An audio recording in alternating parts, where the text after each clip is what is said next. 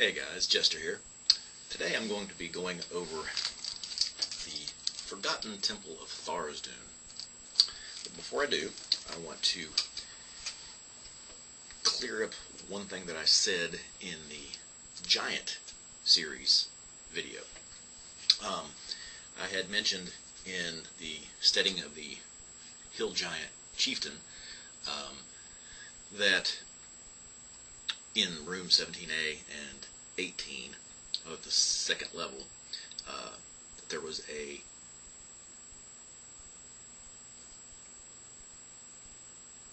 room, that those rooms led to a temple of Tharizdun.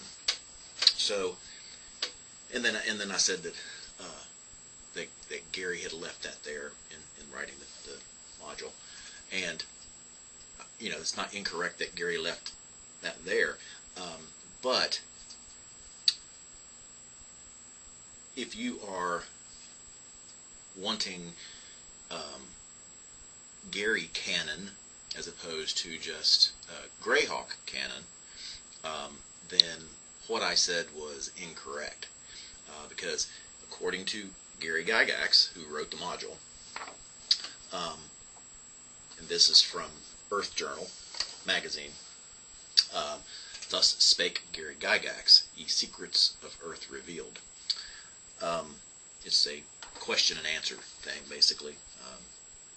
The writer is questioning Gary on different aspects of confusion in things that he wrote with TSR. And so, oh, and by the way, this right here, that is the inverted Y pyramid with the Y in the middle. And it says, a follower of the elder elemental god invokes its name via his unholy symbol. So, the question in, here we go. Alright. Question. Some people have lumped the elder elemental god, EEG, and Tharizdun together. My perspective is that they are distinct beings. Would you clarify their relationship or lack thereof? And Gary answers, I meant no relationship between the two. The elder elemental god I saw as a dark creative deity, one that spun form out of chaos in his portion of one universe, then lost control of his creation, as is the story with so many deities of this sort in the mythology of various peoples of Earth, from Babylonian and Egyptian on. Tharizdun is a larger and more pervasive force that is multiversal, but not omnipresent. That is what he sought, of course, along with omnipotence. Tharizdun failed on both accounts. And then the next question is, in G1 through 3 against the Giants, you describe the symbol for the EEG as follows: a wall of glossy purple stone with an amber-like inlay of a huge inverted triangle with a Y enclosed within it and touching the sides of the triangle. Do you mean touching the vertices of the triangle, thus dividing the inverted triangle into 3 smaller equal triangles? Gary answers, you have it right. The Y shape in the triangle rises and thus makes a shape akin to that when looking down on a 3-sided pyramid. That is the symbol called an Eye of Fire, although a certain artist didn't pay attention. He's referring to the Temple of Elemental Evil. And the author notes here, Zugdamoy's Eye of Fire symbol found in T1 through 4 is an artistic error. Gary is indicating that the Eye of Fire symbol was supposed to be the same as the EEG's, i.e. an inverted triangle enclosing a Y. The symbol, as erroneously drawn in T1 through 4, is an eye with the upper lash of flame, although it is plausible that Zugdamoy could have used a play on imagery to avoid complications with the true EEGs.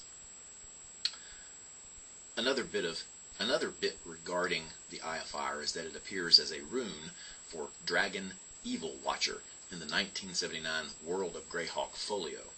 This rune, along with many others, disappears from the runes and glyphs of the 1983 World of Greyhawk box set. Note that the silvery rune doorways, diagram 10, page 39, within the Temple of Elemental Evil cannot be fully translated unless the 1979 folio version of the symbols is used. Question: is there any relationship between the Temple of Elemental Evil and the Elder Elemental God? T1 through 4 indicates no relations whatsoever, but according to your above comment of the Eye of Fire symbol, it appears she was blatantly using the EEG's symbol, or parody of it, as part of her ruse religion to draw evil beings into her service. Gary answers: you have sussed out a dark secret. The EEG was indeed meant by me to have a place in the very nethermost recesses of the Temple of Elemental Evil. An anomaly there allowed him to manifest a portion of himself, and by doing the wrong, right from the DM's point of view, thing, the adventures could release him also. Of course, that would counter somewhat the freeing of Zugboy had she been loosed, so on balance it could serve to redress that error. But alas, I was too busy with other things at the time when the project was being completed. As it was already quite hefty, I decided to omit any mention of this to Frank Mincer, and so the Temple of Elemental Evil was released with only the Eye of Fire as a clue to what I should have included in the adventure. And so, whereas, like I said, whereas you have the inverted triangle with the Y inside making a pyramid right here for the Elder Elemental God symbol, the symbol of Tharizdun is, alright, where'd it go? Where did it go? Yeah. This right here. Okay. Now, that's, like I said, that's Gary canon. Given that after Forgotten Temple of Tharizdun, there was pretty much nothing else written about Tharizdun, and this is a very, this is one of my favorite modules of all time.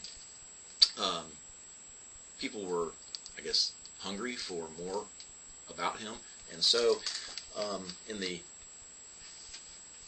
absence of any other information, just as Gary always suggested to the DMs, was to create your own world. You know, all the stuff that they put out is just a suggestion. It's just information for the individual DMs to make their own. And so in my world, and in a lot of other DMs' worlds, we've linked the Elder Elemental God to Tharizdun, being like an aspect of him, or a creation by him to deceive other evil beings that would normally not be attracted to him, to worship these other things, thereby still giving him power unbeknownst to them. So anyway, so I just wanted to clear that up, clarify that, but clear it up. One other thing I want to say about, before I get started actually on the module, is you had the WG series, this being WG4. This was actually the first in the series. There was no WG1, 2, or 3. Now, in the last official module, or last official magazine of Dragon, which is issue number 359, they tried to clear up a lot of mysteries of all of the different worlds, from Eberron, Planescape, Ravenloft, Forgotten Realms, Greyhawk. One of the questions about Greyhawk was exactly this: the missing modules. So, it says, about the time TSR expanded Greyhawk from a folio to a boxed set, and that was what they were referring to with the runes. You had the folio, which was just a cardboard stock backed book that had a set of runes in it. Then later they turned it into a boxed set where you had the glossography and so forth. Basically the same information, but in a boxed set. They changed the runes or omitted some of the ones that were in the folio. And like Gary was saying, or the author in this article was saying, you actually have to have the folio's runes in order to decipher the runes that are on the doors in the Temple of Elemental Evil. Because if all you got is the box set, you're screwed. But anyway, so about the time TSR expanded Greyhawk from a folio to a box set, AD&D modules got a new alphanumeric code to support the setting. Thus was born the WG series, which would grow to include classic adventures like Isle of the Ape, Fate of Istis, Mordenkainen's Fantastic Adventure, which introduced Mark Hassel. Oh my God, Mark Hassel is fantastic. And all of the other Dungeon Magazine articles, adventures to follow. And the Veil of the Mage. Curiously, the first in the series was WG4, the Forgotten Temple of Tharizdun. What happened to WG1, WG2, and WG3?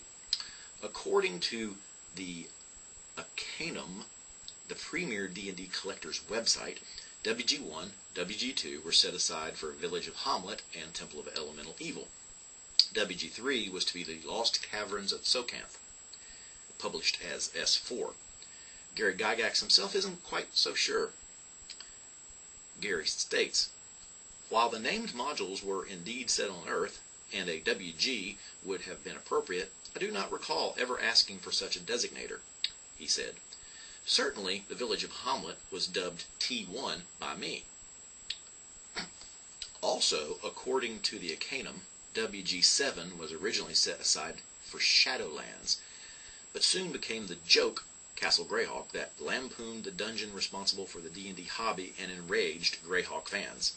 The mystery behind why someone thought that would be a good idea is, as Derek Smalls of Spinal Tap says, best left unsolved. So, that just clears up a little bit of confusion about why there's no WG1 through 3. And now, I was originally going to do this episode on the S series of modules, which is all combined in this one little thing here called the Realms of Horror. In this, what is the Lost Caverns of Socanth. But I'm actually going to wait to do that because I want to obtain the actual original module of Lost Caverns of Socanth, because there's just so much more information in that and in all the other three that's in here as well, than what is actually comprised in this one book. They left out a lot of information that really should have been left in there. So, I'm going to put that aside on the burner for a little while, let it simmer. So, today, Forgotten Temple of Tharizdun. Now, like I said, this is one of my all-time favorite modules. Some people don't really care for it. The reason being is that basically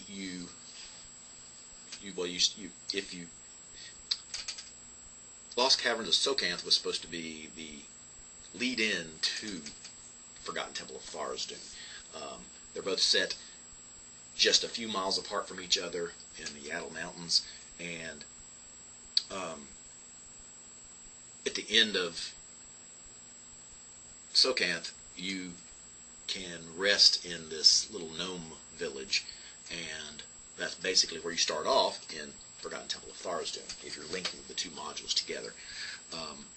I've DM'd both modules. I chose not to link them together. I had my one group on one story arc and my second group on a different story arc. The second group was on a Tharizdun story arc, so I basically did not include Socanth in that with them, so I had them going on two different arcs. But anyway, get some coffee or something. So let's see, where was I at? Getting old sometimes.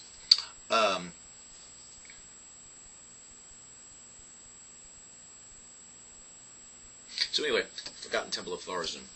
Like I said, oh yeah, some people don't like it. So what happens is if you follow the story arc from Sokan, the little gnome king, excuse me, has had some trouble with other monster types, of orcs and hill giant, mountain giant, and things of that nature. And he says that their lair is in this ruined temple, and he wants you to go and basically take care of them for him. So that's why you go there, is to clear out the temple of all the bad guys, so that they don't harass the little gnomes that you've befriended. So anyway, you get there, and basically when you hit the top level, it's an all hands on deck fight. It's one. I've never seen a fight like this in any of the other modules. Literally the entire complex just unloads on your party as soon as they walk into the temple, and it's wave after wave after wave. And for all of you Vietnam vets, it basically kind of like that. It's like the enemy just kept coming in waves. It's like it was endless. And so you have this massive fight at the top. And if your characters survive that, that's pretty much it. There's nothing after that in the module. If you are a murder hobo or a treasure seeker, well, I shouldn't say treasure seeker, basically treasure seeker, if you're looking for gold and that kind of stuff, because after you've looted all the bodies there, you might find a few other little trinkets down in the lower levels, but not a whole lot. And so once you go downstairs into the rest of the temple, it's just a lot of searching around and finding all this weird stuff, just weird descriptions of things, so for the murder hobo, it's going to be really boring. But see, to me, that's where the module actually starts, because from that point on, everything is about Tharizdun. Everything is about Tharizdun. Nobody has heard of Tharizdun at this point in time. This module was written in 1982, and nobody had heard of Tharizdun, so this was the introduction to him. And, excuse me, so your players would have never heard of anything about him either. And so for them to go down there and just start finding all this weird stuff could be pretty boring, but if you're like me, it just unleashed an enormous amount of ideas, sparked so many things in your imagination. I'm not really going to go into detail about what you're going to find down there, because I want that to be a fresh thing for those who have not played it, or for those who have played it but didn't really find it interesting. I encourage you to go ahead and play it again, and or even DM it, because you can find a lot of things in here as a DM that you wouldn't normally as a player, because a lot of players just overlook and miss things. But it just,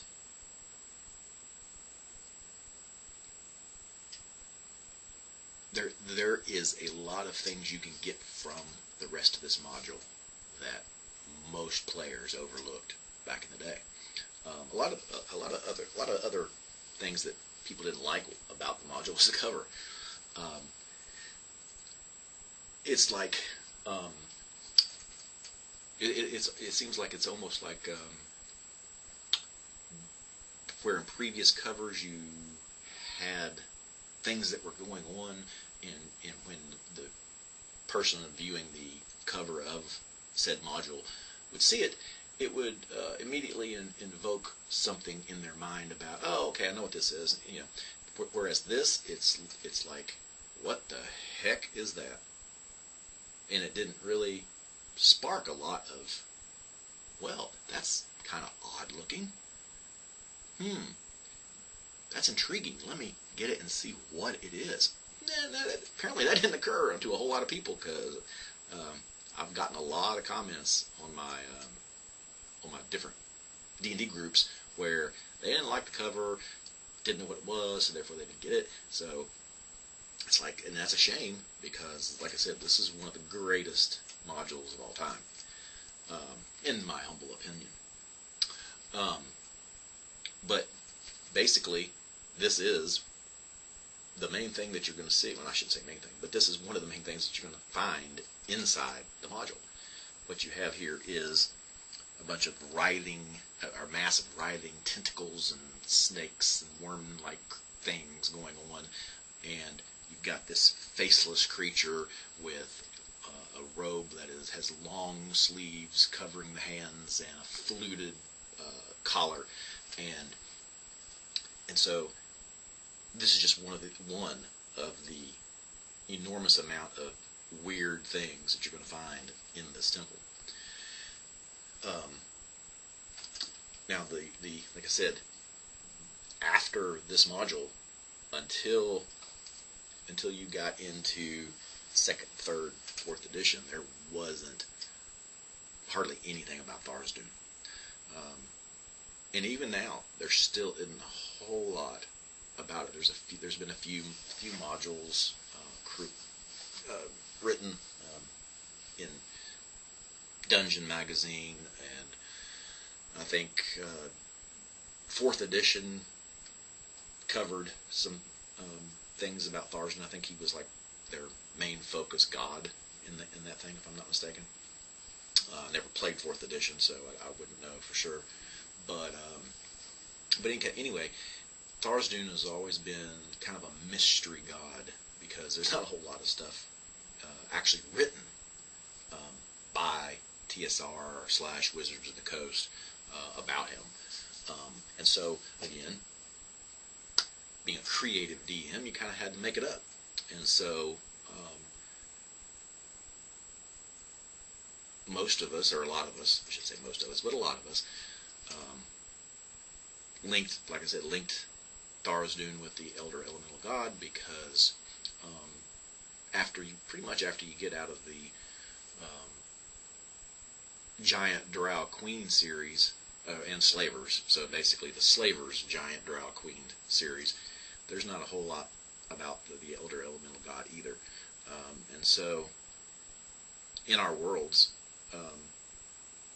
using all of those, or playing all of those modules, we wanted to continue things about it, and Tharizdun seemed a little bit more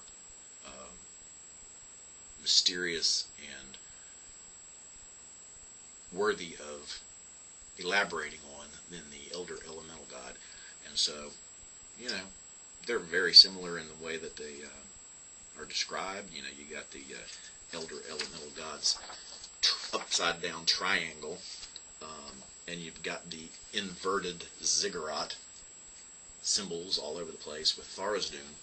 So it's not a far leap to pretty much say that that's just different representations of the same thing.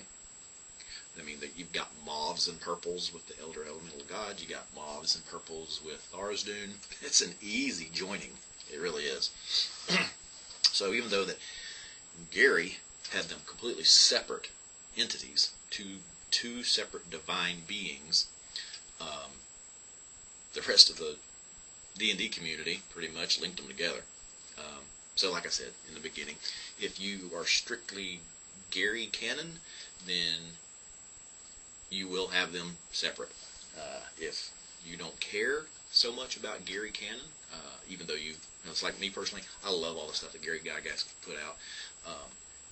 I don't go strictly by what he said as far as canon goes, because again, this is my own world, which he intended for all DMs to do, is create your own world. Please use our stuff in creating that, but create your own world. And so that's what I've done. And some of the arcs that they did, I didn't care for. Like in this module, I hated Barrier Peaks and White Plume Mountain. They're the Barrier Peaks. I just don't like sci-fi in my modules. I mean, I love science fiction and watching movies and reading sometimes, but in my D&D world of Greyhawk, sci-fi has no place. So you will not find the Barrier Peaks module. You will not find the Egg of Coot Blackmore stuff as it's written, because it's all sci-fi. It's all, mechanical stuff. The only mechanical thing in my world was the ship of Loth, and that didn't come from outer space somewhere. That was actually made by Loth herself, created by her, and so that's a little bit more more believable in my world than a spaceship crashed on Earth and this is what you got. Nah, not my world. So anyway, so when I do go over this module here, I will not be saying anything about Barrier Peaks or White Plume Mountain, other than maybe a mention. But then I didn't play them as a DM. I read through them, didn't like them at all, and so never used them in any of my stories. But anyway, Forgotten Temple of Tharizdun. I can't say enough about the module. I'm not going to say anything else about the module because I want all of you guys to either play or DM it. But yeah, I mean, it's great. I know I'm rambling. I don't really care. But yeah, you gotta get this if you don't already own it. If you do own it, I've even had comments where, yeah, I own the module, but I've never played it or read it. It's just been sitting on my shelf. Why? Get it off your shelf. Read the damn thing, and then take your players through it. Or if you want to play it, then and you've never read it, give it to your DM and let him take you through it. Because, damn, this is something that you should not be sitting on a shelf unused. So, that about does it today, guys. I don't have any module terrain representations of this because it all takes place in one little tiny location, and it's, like I said, just one big fight at the beginning and then just weird creepy stuff after that. Oh, one other thing I will mention about this though. This Tharizdun is a triple representation, and what I mean by that is and if I get the original author wrong, please do not cut my head off. Clark Ashton Smith, I believe, was the one who created a evil being called Tharizdun, something like that. It's a spelling very similar to this. Robert J. Kuntz, who was Gary's friend and co-producer of Greyhawk, originally picked it up from Clark Ashton Smith and ran with it, creating his own story arc with Tharizdun. And he had a different spelling of it, and it was almost like Tharizdun. And then Gary borrowed it from Rob and made it Tharizdun. So this third generation, that was the better calling of it. So yeah, so Tharizdun is third generation. But in any case, if you want more information or story arc type things on Tharizdun, I would suggest you pick up Rob's modules, the Garden of the Plant Master, and God, I can't think of the other one. But it's a Dark Druids. That's it. Dark Druids and Garden of the Plant Master, because that is a direct storyline of his version, not Gary's, but his version of Tharizdun. It's unfinished as well, which is very sad. There's a lot of unfinished products from the old school guys, which I wish would come to fruition, but in any case, it is what it is. But yeah, get this, guys. You won't be disappointed. And that about sums it up for today's episode. Thanks, guys, for watching. Please do not forget to hit the subscribe button. Leave any comments that you wish to in the comment section. I will respond as quickly as I possibly can. And until next time, and as always, see you soon.